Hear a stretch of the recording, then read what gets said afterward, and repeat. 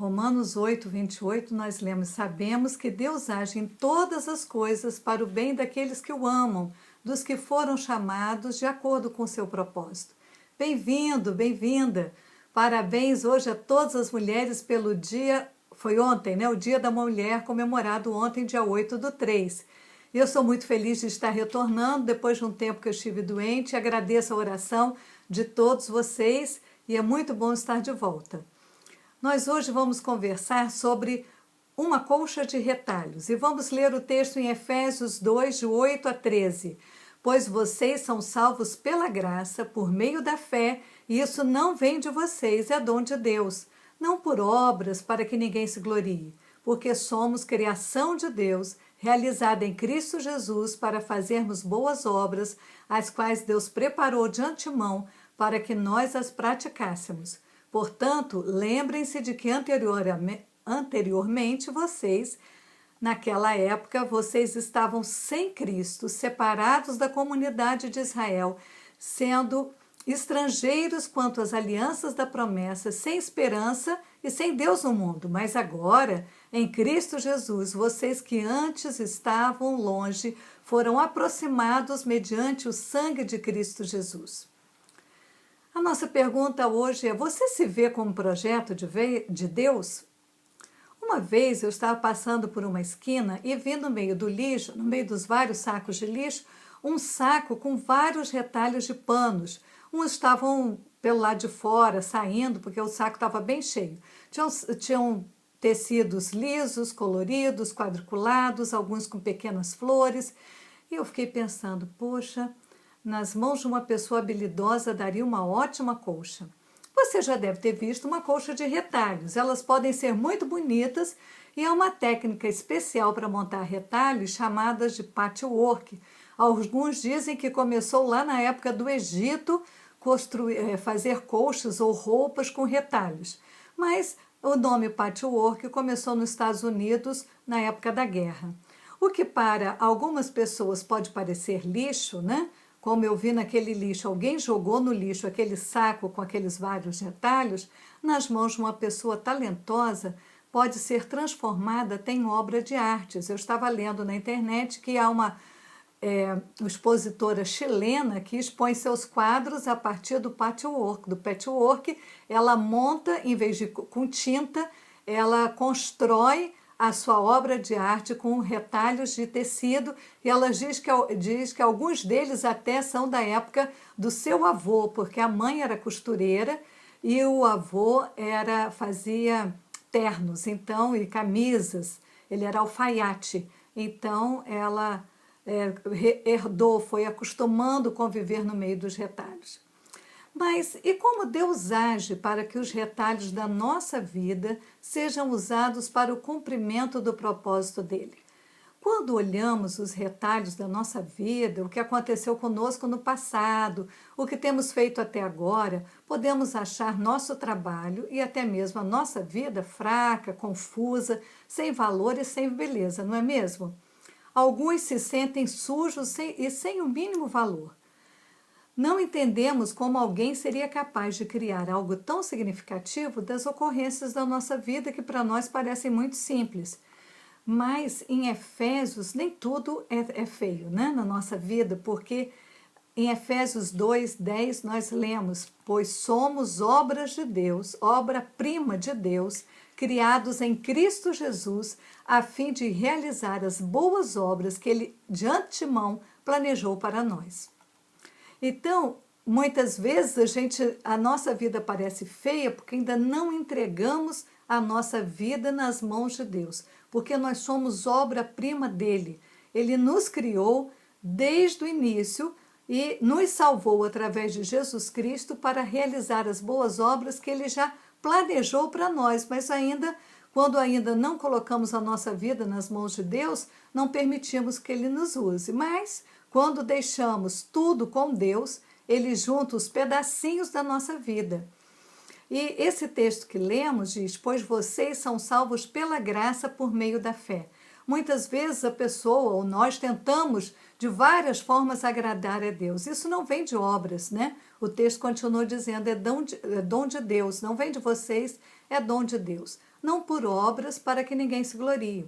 Naquela época, quer dizer, antes de aceitarmos Jesus, naquela época vocês estavam sem Cristo, separados da comunidade de Israel, sendo estrangeiros quanto às alianças da promessa, sem esperança e sem Deus do mundo. Muitas vezes a gente se vê assim, ou as pessoas se veem assim, sem esperança, porque estão afastados de Deus, estão tentando se aproximar de Deus da forma errada, por seus próprios méritos, né? Ou fazendo alguma coisa achando que dessa forma pode chegar a Deus.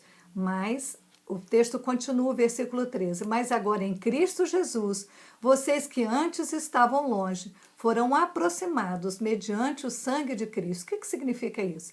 Significa que Deus deu seu próprio Filho, Cristo Jesus, que morreu na cruz pelos nossos pecados.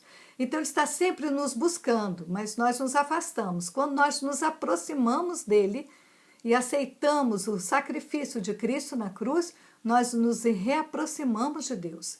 Então, agora não somos mais estrangeiros, não estamos mais sem esperança nesse mundo, nem sem Deus, porque nós estamos com Deus.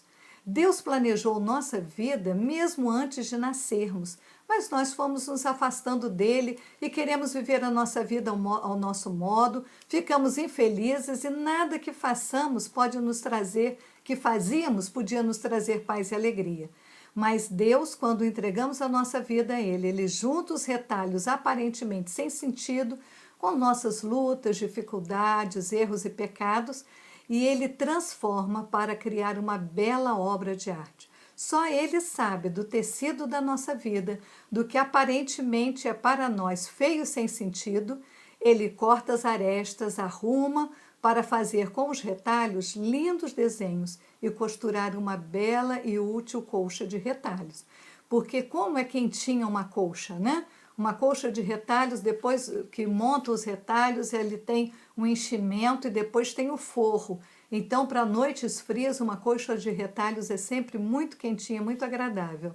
Romanos 8, 28 diz, sabemos que Deus age em todas as coisas para o bem daqueles que o amam, dos que foram chamados de acordo com o seu propósito. E qual é este propósito? Qual é esse propósito que Deus nos chamou para fazermos as suas boas obras? Deus nos chamou porque nós somos obra-prima de Deus, criados em Cristo Jesus, para realizar as boas obras que Ele já planejou para nós. Eu queria lembrar de uma história, para nós terminarmos. Há muitas histórias lindas da Cristolândia, mas uma das histórias fala de um rapaz, um homem que estava muito sujo, drogado, na rua, e um dos homens da Cristolândia chegou para conversar com ele. E conforme foi conversando, no início ele não queria conversar com ninguém, mas aquele rapaz sentou do lado dele e começou a conversar, e aí descobriu que aquele rapaz era um professor de matemática, mas ele, numa dificuldade em casa, ele morava com a sua irmã, eles começaram a discutir, a coisa ficou tão séria que ele acabou dando um tapa no rosto da irmã. E ele ficou tão envergonhado, porque aquilo não era a maneira dele agir, não era o que ele estava acostumado a fazer, e ele saiu de casa, bateu a porta, irritado com a irmã, mas no fundo ele estava profundamente envergonhado com aquilo que ele tinha feito. Ele nunca podia imaginar que ele bateria na irmã. E aí ele não teve coragem de voltar para casa. E a irmã começou a procurar, e todos procurando, foram na escola onde ele trabalhava em 2 escolas, e ele não voltou para as escolas. E o pessoal ficou muito preocupado, onde ele foi parar, o que aconteceu? E ela falou, olha, nós tivemos uma discussão, o motivo era bobo, mas a coisa foi ficando mais forte, mais pesada, cada um falando coisas que não devia ter falado, e ele acabou me dando um tapa no rosto e saiu, e eu não sei o que aconteceu depois disso. E passaram-se muitos anos. E aquele homem foi encontrado ali e perguntaram se ele queria mudar a vida, falaram de Jesus para ele. Ele falou, mas será que Jesus me aceita com tudo que eu fiz de errado e agora vivendo na rua, me viciei no álcool, me viciei em drogas, eu não sei se tem jeito ainda para a minha vida. E o pessoal conversou com ele do grande amor de Deus que pode transformar a vida de qualquer pessoa, que pode perdoar qualquer pecado. Ele aceitou ir para Cristolândia, conseguir uma vaga para ele. E ali ele foi tratado, ele se permitiu ser tratado por Deus, que mudou a vida dele. E aí, depois de um tempo, quando ele já tinha se libertado das drogas, ele permitiu que entrasse em contato com a irmã dele, com muita vergonha. E o pessoal da casa da Cristolândia disse para ele: olha, nós temos praticamente certeza que a tua irmã quer conhecer, quer saber onde você está, quer notícias suas. Mas ele tinha vergonha, ele tinha medo. Ele disse: não, se ela não quiser, você só vai saber se tentar. Então ligaram para ela e ela ficou muito feliz. Ela falou: nossa, quantos anos eu venho procurando meu irmão e não achava em lugar nenhum. Na escola foi dado como abandono porque ele sumiu e a gente não tinha notícia dele. E ele ficou emocionado quando soube que a irmã queria vê-lo. Então a Cristolândia promoveu aquele encontro e aquele homem foi realmente transformado. Cortado o cabelo, já tinha cortado cabelo, já tinha tomado um banho, que logo chega na Cristolândia, que permite o tratamento, a pessoa sempre oferecido banho e cortado o cabelo, e ele tinha uma outra aparência, muito melhor. E com o tempo ali, se alimentando, se libertando das drogas, Deus realmente transformou aquele retalho que estava lá como se fosse lixo, porque às vezes as pessoas veem alguém drogado, caído na rua, considera como lixo, não considera como ser humano. Mas Deus nos considera onde estivermos, com os pecados que tivermos, com os erros que tivermos. Deus quer pegar os retalhos da sua vida, que podem não parecer bonitos, mas na mão do Supremo Artista, o nosso Deus, podem ser transformados numa linda e útil colcha de retalhos. Aquele homem depois conseguiu de novo emprego, voltou a trabalhar, porque ele era muito considerado como um ótimo professor que tratava muito bem os seus alunos.